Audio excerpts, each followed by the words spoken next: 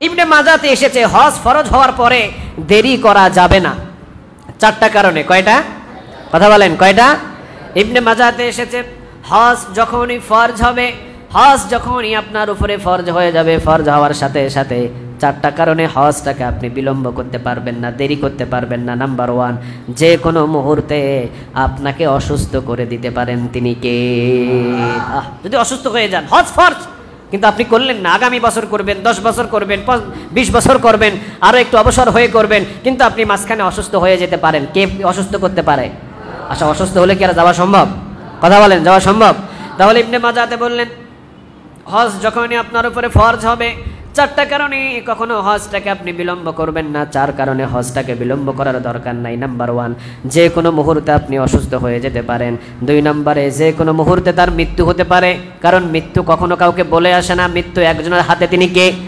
কুল্লু নাফসিন যায়িকাতুল মাউত, সবাই মারা যাবে।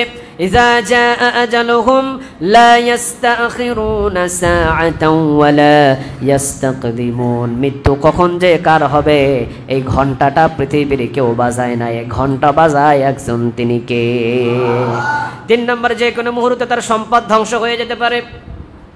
1 বছর আগে ছিল 50 কোটি টাকার মালিক, আবার 1 বছর পরে বাজারে গিয়ে যে এক বেলা খাবার খাবে বা একটা চা খাবে, এই টাকা অনেকের পকেটে থাকে না, ঠিক না ব্যাঠিক?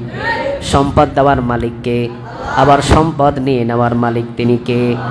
4 নম্বর, যে কোনো মুহূর্তে সে বাধার সম্মুখীন হতে পারে, কারণ গত 2 বছর আগে অনেকের ইচ্ছা ছিল হজ করতে যাবে, কিন্তু করোনার কারণে যাইতে পারে। আরো জোরে বলেন, যাইতে পারে।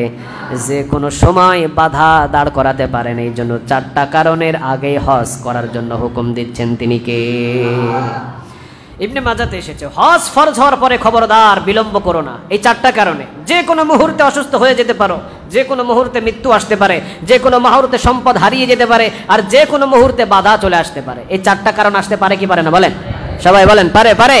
তাহলে আমাদের যাদের হজ করার সুযোগ আছে আমরা নিয়ত করে ফেলি, কারণ আমার ঘরে আসতে হলে আগে আপনার ইচ্ছা পোষণ করতে হবে, এরপরে না আপনি আমার ঘরে আসতে পারবেন, ঠিক না ব্যাঠিক?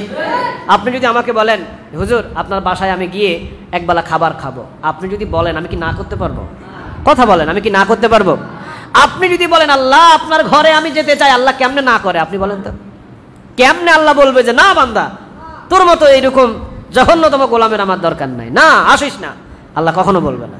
আমার বাড়িতে আসতে চাইলে আপনাকে যেভাবে আমি মানা করতে পারবো না, আল্লাহর ঘরে যদি আপনি যেতে চান, আল্লাহ আমি তো আপনার ঘরে যেতে চাই, আল্লাহ বলবেন যা বান্দা কবুল করে নিলাম।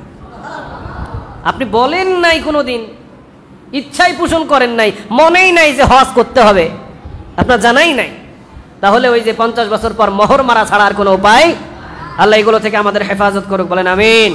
আরেকবার বলেন আমিন। প্রশ্ন এসেছিল আমাদের কাছে, একটা প্রশ্ন এসেছিল, প্রশ্নটা হলো